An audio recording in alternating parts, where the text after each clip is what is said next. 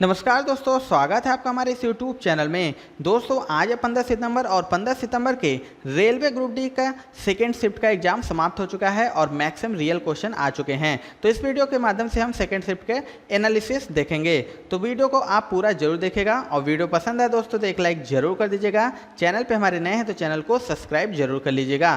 तो चलिए दोस्तों आज की वीडियो को स्टार्ट करते हैं। सबसे पहला क्वेश्चन पूछा गया था दोस्तों कि मार्च 2022 तक कुल कितनी शास्त्रीय भाषा है। राइट आंसर हो जाएगा 6। दोस्तों ये कम से कम 4 से 5 बार रिपीट क्वेश्चन हुआ है शास्त्रीय भाषा का।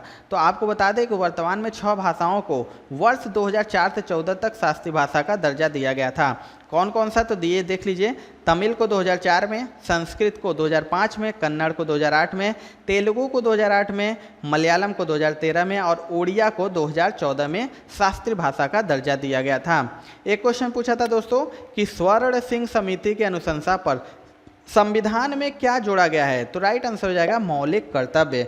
बता दें कि जो सरदार स्वर्ण सिंह समिति के अनुशंसा पर संविधान के 42वें संशोधन यानी 1976 ईस्वी के द्वारा मौलिक कर्तव्य को संविधान में जोड़ा गया था और मौलिक कर्तव्य को रूस के संविधान से लिया गया था। ये भी क्वेश्चन पूछा था दोस्तों कि मौलिक कर्तव्य किस देश के संविधान से लिया गया है और इसे भाग 4 क में अनुच्छेद 51 क के तहत रखा गया है। एक क्वेश्चन पूछा था दोस्तों कि स्वतंत्र भारत के पहले वित्त मंत्री कौन थे। तो ये थे R.K. शनमुखम चेट्टी। बता दें कि जो भारत के पहले वित्त मंत्री थे और R.K. शनमुखम चेट्टी ने 1974 से 1949 तक जवाहरलाल नेहरू के मंत्रिमंडल में वित्त मंत्री के रूप में कार्य किया था। और वित्त मंत्री का जो मुख्य काम होता है आम बजट तैयार करना और देश की अर्थव्यवस्था को चलाना। और जो वित्त आयोग का गठन संविधान के किस अनुच्छेद में है, तो 280 के तहत किया गया है। एक क्वेश्चन पूछा था दोस्तों कि इनमें से कौन ग्रीन हाउस गैस है। तो ऑप्शन में था कार्बन डाइऑक्साइड। कार्बन डाइऑक्साइड हो जाएगा राइट आंसर। बता दें जो ग्रीन हाउस गैसें होती हैं ग्रह के वातावरण या जलवायु में परिवर्तन और अंततः भूमंडलीय उष्मीकरण के लिए उत्तरदायी होती हैं और इनमें जो सबसे ज़्यादा उत्सर्जन carbon dioxide, nitrous oxide, methane, chlorofluorocarbon, वाष्प और ओजोन आदि करती हैं। एक क्वेश्चन पूछा था दोस्तों कि बांदीपुर राष्ट्रीय उद्यान किस राज्य में स्थित है। तो यह कर्नाटक में स्थित है। बता दें जो बांदीपुर राष्ट्रीय उद्यान है वह दक्षिण भारत के कर्नाटक राज्य में स्थित है और यह प्रोजेक्ट टाइगर के तहत सन 1974 में एक टाइगर रिजर्व के रूप में स्थापित किया गया था। आपको बता दें कि एक समय यह मैसूर राज्य के महाराजा की निजी आरक्षित शिकारगाह थी। एक क्वेश्चन पूछा था दोस्तों कि स्विस ओपन बैडमिंटन 2022 का खिताब किसने जीता है। तो राइट आंसर हो जाएगा दोस्तों पीवी सिंधु। आपको बता दें जो Swiss open super 300 badminton tournament है उसमें भारत की पीवी सिंधु ने थाईलैंड की बुसानन ओंगमा मरुंगफान को हराकर महिला एकल का खिताब अपने नाम किया था। और स्विस ओपन 300 बैडमिंटन टूर्नामेंट के पुरुष एकल की बात करें तो इसमें भारतीय बैडमिंटन खिलाड़ी जो एच.एस. प्रणय थे ये इंडोनेशिया के जोनाथन क्रिस्टी से हार गए थे। एक क्वेश्चन पूछा था दोस्तों कि संगमरमर का रासायनिक सूत्र क्या होता है। तो देख लीजिए CaCO3 होता है। संगमरमर जिसे कैल्शियम कार्बोनेट भी कहते हैं इसका रासायनिक नाम CaCO3 है और यह एक अकार्बनिक रासायनिक यौगिक है। एक क्वेश्चन पूछा था दोस्तों कि NSO 2021 रिपोर्ट के अनुसार सबसे कम महिला साक्षरता दर किस राज्य की है। तो आंसर हो जाएगा आंध्र प्रदेश। आपको बता दें कि जो पिछले साल राष्ट्रीय सांख्यिकी कार्यालय यानी NSO के सर्वेक्षण के अनुसार भारत के 28 राज्यों में 96.2% के साथ केरल का साक्षरता दर सबसे अधिक है जबकि 66.4% के साथ सबसे कम साक्षरता दर वाला राज्य आंध्र प्रदेश है। एक क्वेश्चन पूछा था दोस्तों कि CRR क्या है। ये भी रिपीटेड क्वेश्चन है दोस्तों। तो सबको पहले मैं आपको बता दूं कि CRR का जो फुल फॉर्म होता है कैश रिजर्व रेशियो। बता दें कि जो देश में लागू बैंकिंग नियमों के तहत हर एक बैंक को अपनी कुल नकदी का एक निश्चित हिस्सा रिजर्व बैंक के पास रखना होता है। इसे ही कैश रिजर्व रेशियो यानी CRR या नगद आरक्षित अनुपात कहते हैं। एक क्वेश्चन पूछा था दोस्तों कि NBFC का फुल फॉर्म क्या होता है। तो इसका आंसर हो जाएगा नॉन बैंकिंग फाइनेंशियल कंपनी।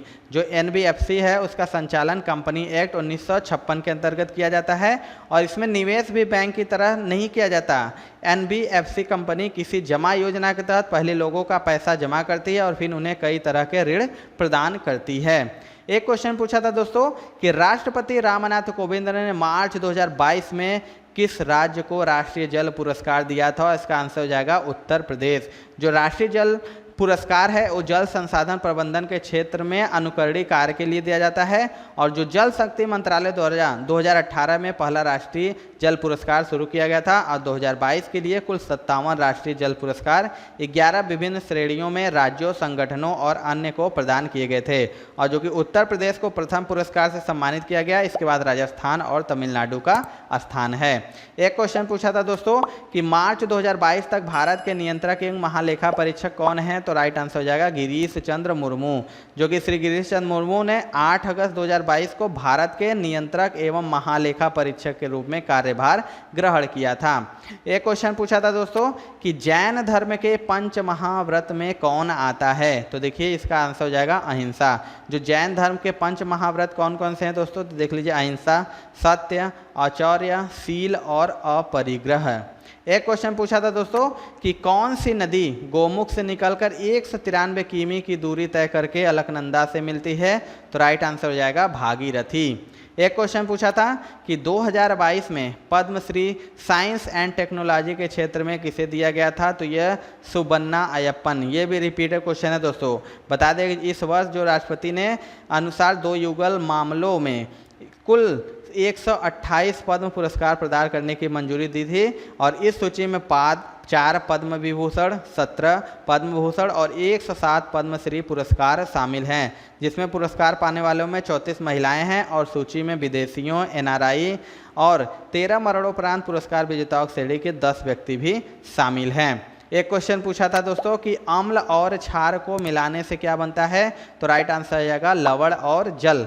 बता दें जो किसी अम्ल और किसी क्षार को आपस में मिलाने पर होने वाली जो रासायनिक अभिक्रिया को अम्ल क्षार अभिक्रिया यानी एसिड बेस रिएक्शन कहते हैं। और सोडियम बाइकार्बोनेट और एसिटिक अम्ल के बीच होने वाली अभिक्रिया अम्ल क्षार अभिक्रिया का एक उदाहरण है। इसमें सोडियम जो कि है एसीटेट बनता है।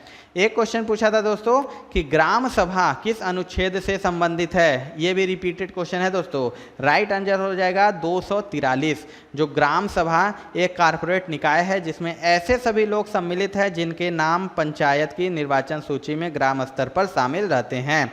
और भारतीय संविधान के अनुच्छेद 243B में इसे परिभाषित किया गया है। और ग्राम सभा पंचायती राज व्यवस्था का प्राथमिक निकाय है और सबसे बड़ा निकाय भी है। एक क्वेश्चन पूछा था दोस्तों कि आत्मीय सभा की स्थापना किसने की थी, तो राजा राम मोहन राय ने। बता दें कि 1814 में राजा राम मोहन राय कलकत्ता आए और उन्होंने 1815 में धार्मिक सत्य के प्रचार प्रसार और धार्मिक विषयों के मुक्त विचार विमर्श को बढ़ावा देने के लिए आत्मीय सभा की स्थापना की थी।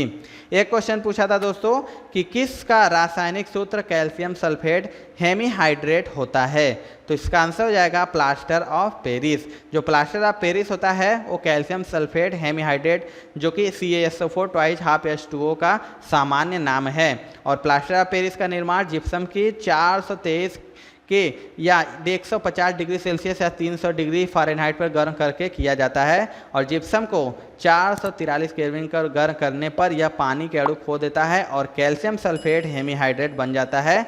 और इस उत्पाद को ही प्लास्टर ऑफ पेरिस के नाम से जाना जाता है। एक क्वेश्चन पूछा था दोस्तों कि पौधों में वायवीय भागों से जो जल निकलता है उसको क्या कहते हैं, तो इसका आंसर हो जाएगा वाष्पोत्सर्जन। बता दें कि यह एक ऐसी प्रक्रिया है जिसमें पौधों के हवाई भागों से वाष्प के रूप में अतिरिक्त जल निकल जाता है और मुख्य रूप से पत्तियों के रंध्रों के माध्यम से।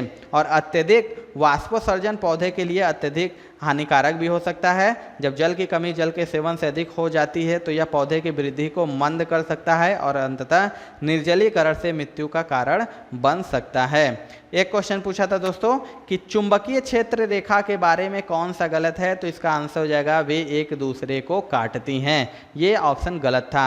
आपको पता है दोस्तों कि जो चुंबकीय क्षेत्र रेखा है वह उत्तरी ध्रुव से दक्षिणी ध्रुव तक चुंबक के बाहर और दक्षिण से उत्तर की ओर चुंबक के अंदर निर्देशित होती हैं। और चुंबकीय क्षेत्र रेखाएं समवृत्त और सतत हैं। और चुंबकीय क्षेत्र रेखाएं ध्रुवों के पास अधिक संख्या में होती हैं जो दर्शाती हैं कि चुंबकीय क्षेत्र की ताकत उसके ध्रुवों पर अधिकतम है। और सबसे महत्वपूर्ण बात कि चुंबकीय क्षेत्र रेखाएं कभी भी एक दूसरे को प्रतिच्छेदित यानी काटती नहीं हैं। चित्र में आप देख सकते हैं ये कभी भी एक दूसरे को काटती नहीं हैं।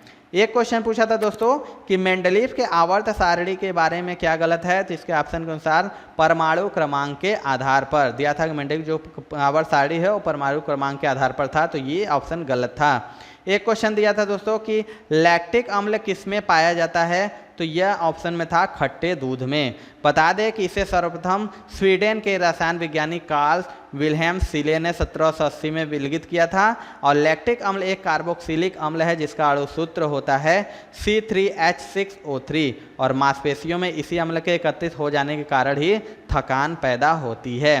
एक क्वेश्चन पूछा था दोस्तों कि समजातीय श्रृंखला में कौन सा गुण नहीं होता है। देखिए इसके चारों ऑप्शन मिले हैं, तो इसमें दिया था कि दहन क्वथनांक बढ़ता है, गलनांक बढ़ता है, विलेयता घटती है। तो जो समजातीय श्रृंखला होता है दोस्तों उसमें दहन भी होता है, क्वथनांक भी बढ़ता है, गलनांक भी बढ़ता है, लेकिन विलेयता घटती नहीं है। एक क्वेश्चन पूछा था दोस्तों कि उपास्थि किसमें नहीं होता है, तो राइट आंसर हो जाएगा किडनी। बता दें जो उपास्थि होती है मानव शरीर एवं अन्य प्राणियों में पाया जाने वाला लचीला संयोजी ऊतक है और यह हमारी मज्जा में स्थापित कॉन्ड्रोसाइट्स कोशिकाओं से बने होते हैं और कान की हड्डी, नाक की हड्डी, अस्थियों के जोड़ आदि उपास्थि के बने होते हैं।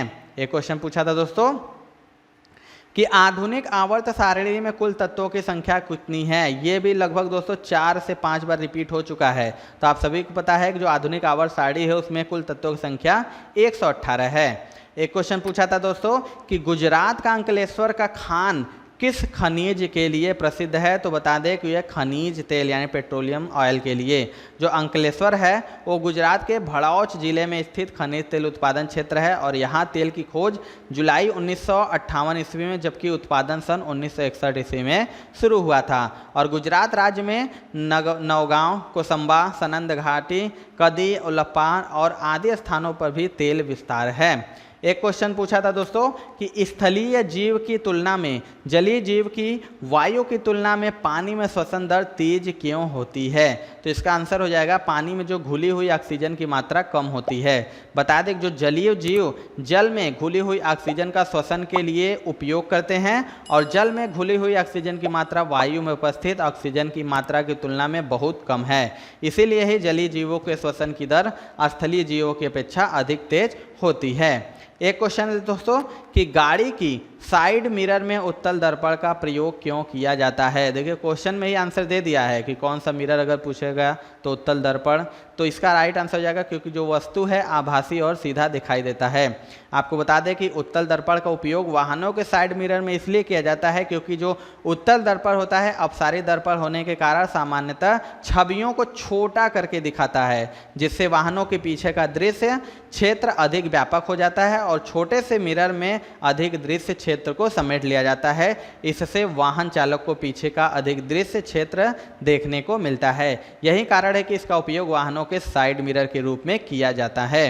एक क्वेश्चन पूछा था दोस्तों कि उड़ीसा की समुद्री स्थल इतिहास की कौन सी त्योहार है, तो राइट आंसर हो जाएगा रथ यात्रा। एक क्वेश्चन पूछा था कि किसी कंपनी द्वारा मजदूरों को कुल मजदूरी और लागत का खर्च हटाने के बाद जो बचता है उसे क्या कहते हैं, तो आंसर हो जाएगा बचत। तो दोस्तों ये थी आज की यानी 15 सितंबर की सेकेंड शिफ्ट की क्वेश्चन, सारे के सारे रियल क्वेश्चन है दोस्तों। और आपको आज दोस्तों कैसा लगा कमेंट सेक्शन में हमारे जरूर बताइएगा और वीडियो पसंद आएगा दोस्तों तो एक लाइक जरूर कर दीजिएगा। हमारे चैनल पर नया है तो चैनल को सब्सक्राइब जरूर कर लीजिएगा।